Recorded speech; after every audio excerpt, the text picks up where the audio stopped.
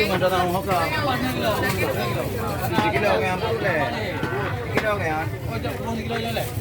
Boleh. Kenapa? Belum tadi. Ini betul apa?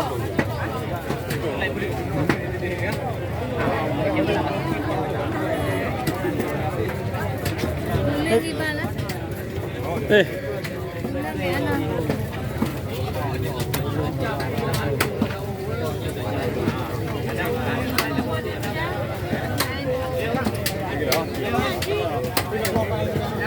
Ada juga.